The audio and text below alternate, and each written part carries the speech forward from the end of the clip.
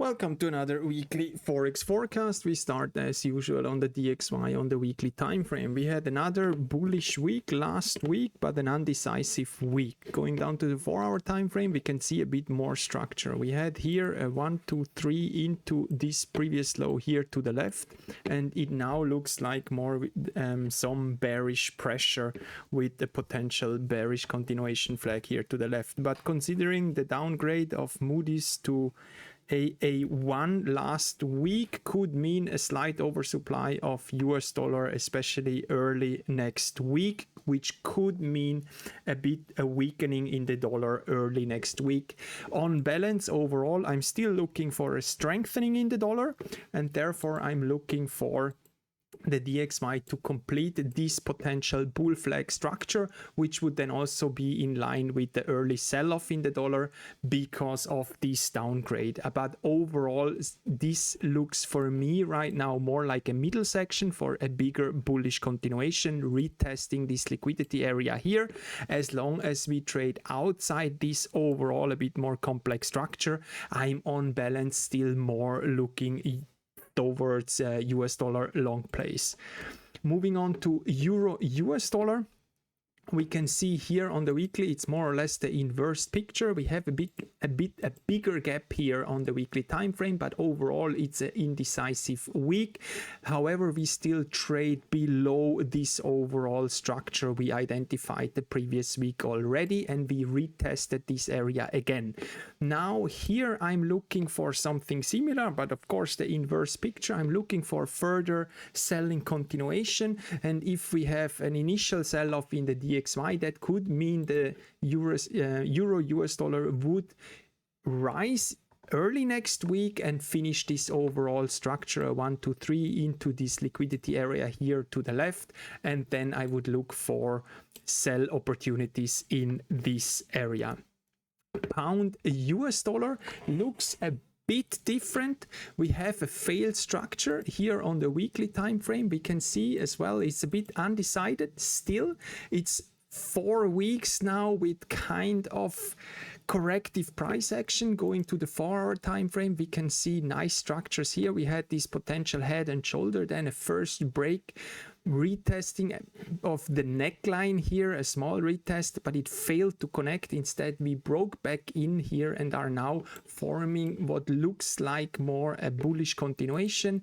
And right now I'm looking here on pound US dollar more towards a bullish continuation. That could also mean that this is only temporary, but if we get deliberate price action here on the lower time frame, that's the 1-hour time frame here, we can see we have a 2-touch with the nice move to the upside.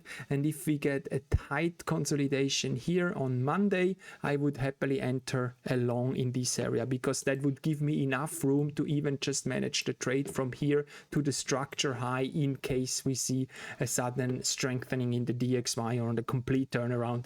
That would still be enough room to manage at least a short-term long trade here in pound US dollar.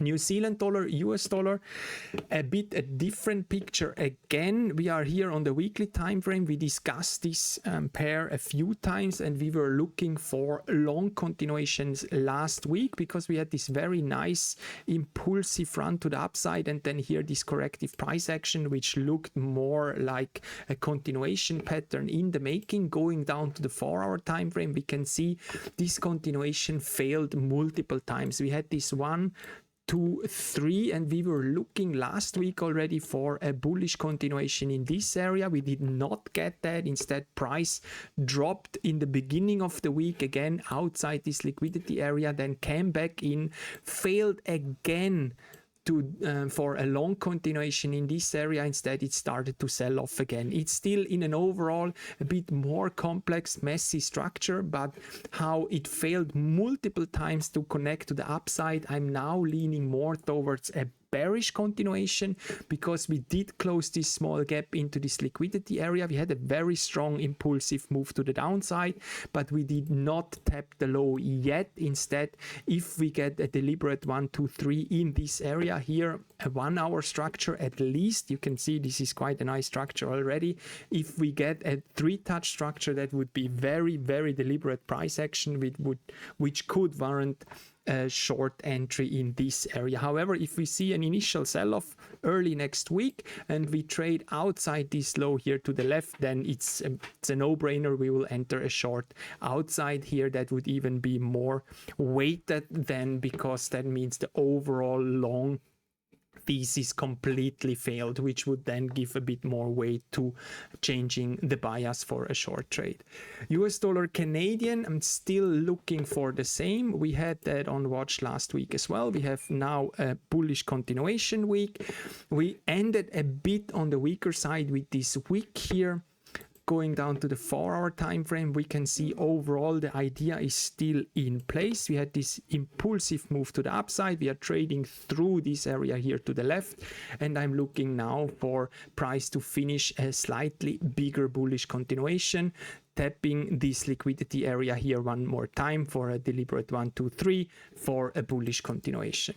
US dollar yen made it back into the list. On the weekly time frame, we can see we still have this gap here to the low, and we had now a bearish high test week here, tapping into this liquidity area here to the left, clearly visible on the 4-hour time frame. And we had a bit corrective price action in the beginning, and then we get a bit more momentum to the downside. And right now I'm looking for bearish continuation. I'd like to see some deliberate price action in form of a 1, 2, 3 retesting here this liquidity area, which is very clearly visible on the 1-hour time frame, because we have a more significant here area of interest in this bigger expanding structure with a structured leg of a 1, 2, 3 into this high here. And if we get a deliberate 1, 2, 3 structure as a bearish continuation, then definitely I'm looking for short continuations in this area. Euro pound on the weekly time frame is positioned well for short continuation. We have now 2, 4, 5 weeks in a row with bearish momentum, and it seems like we get more bearish momentum here again with a small gap which should be closed before we see more continuation. And that's what I'm basically looking for. I'm looking for price to finish this expanding structure, basically closing the gap here, and then looking for a bearish continuation on the 4-hour time frame for a short entry. Then pound New Zealand dollar is getting a bit more complex now on the weekly time frame. We can see it's kind of undecided. We had a very nice impulsive bearish run, and now 3 weeks in a row bullish, and this looks like a bit more bullish momentum. But overall we're still positioned where a short would make sense. On the 4-hour time frame we can see it's a bit a bigger structure. However, right now I'm still looking for price to finish the retest of this low here to the left and finishing this overall bigger structure.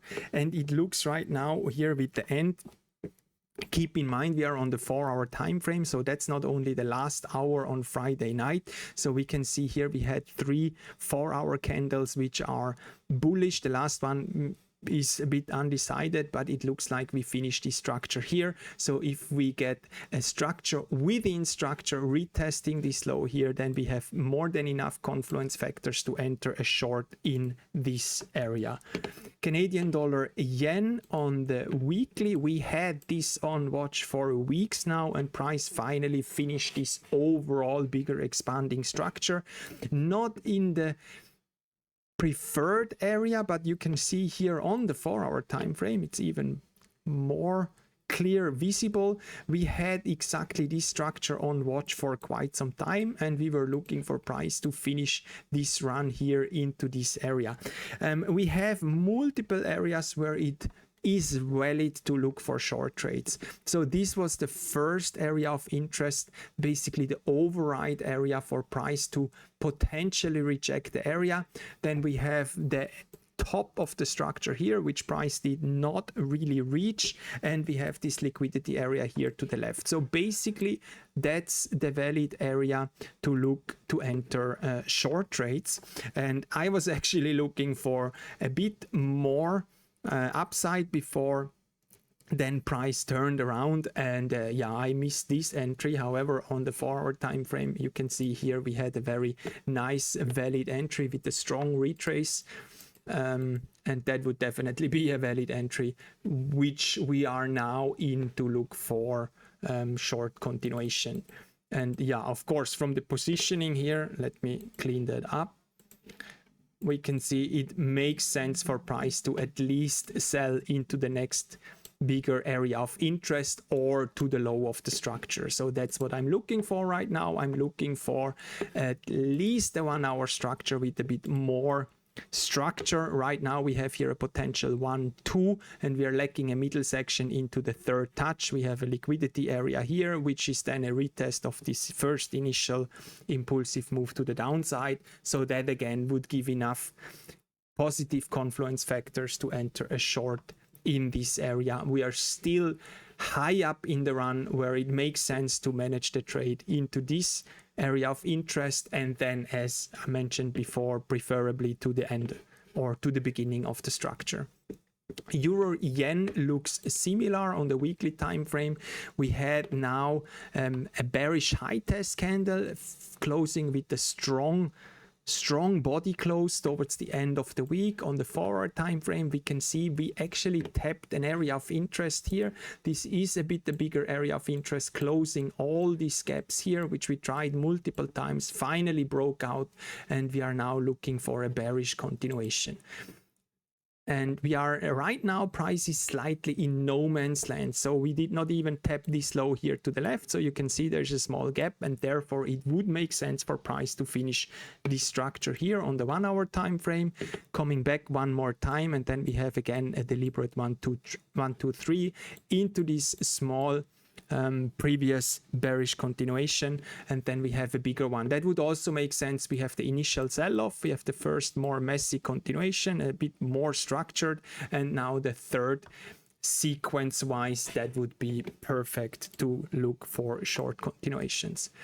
US dollar Swiss francs on the weekly time frame, we can see it's still a bullish week.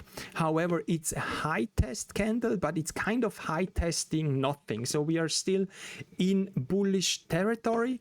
And going down to the 4-hour time frame, we've identified this low here to the left the weeks before already. And we said as long as we trade below this low, we are looking for shorts. But if we get a breakout, we would change bias and look for longs. And we had this breakout. We retested this area here again. We lost a bit momentum. This is clearly corrective price action. So what we are looking for now is we are looking for bullish continuation, because technically here we have this liquidity area, which was the start for the breakout move. Then we have the first touch, or actually the second touch, and here now that would be the third, and we moved away impulsively. It's a bit steep, so price could turn around in this area. Going down to the 1-hour time frame, we can see here we have another small liquidity point here on the way up, and if we get here, if price is basically building a second base and then a second top, which would then give a deliberate bullish continuation to enter along in this area here. New Zealand dollar Swiss francs on the weekly time frame, we can see we have now the third bearish week. Again, it's an undecided week, but overall we are in bullish territory. We had this nice impulsive move out from no man's land into this wick here to the left, and it's now corrective price action, which could be a consolidation for a bullish continuation. And we are looking for now for a bullish continuation. We can see it clearer here on the 4-hour. There was a short trade here. We had a 1, 2, 3 into this high, which we identified to the left before. Actually, it's a low, it's the wick here, the low from the last small swing here and closing this gap, and then we had this sell-off, but quite an aggressive turnaround right now. You could argue we are retesting this area here, but with this strong bullish momentum to the upside and this overall undecided last 4-hour candle, if we get another top and then price closing the third touch here in this bullish continuation, then yeah, of course we are looking for bullish momentum and the continuation to the upside. However, it makes it quite clear now we have nothing here to worry. We have nothing here to worry. That's actually the area of interest we are looking for. So in case price just continues to sell off early next week and we get a smaller bearish continuation on the lower time frame, then yeah, of course we change bias and we enter a short, because we can easily manage the trade at least to the previous low, the start of this last impulsive run to the upside. And yeah, that's it. That's the watch list for next week. Thanks for watching. See you next week. Bye bye.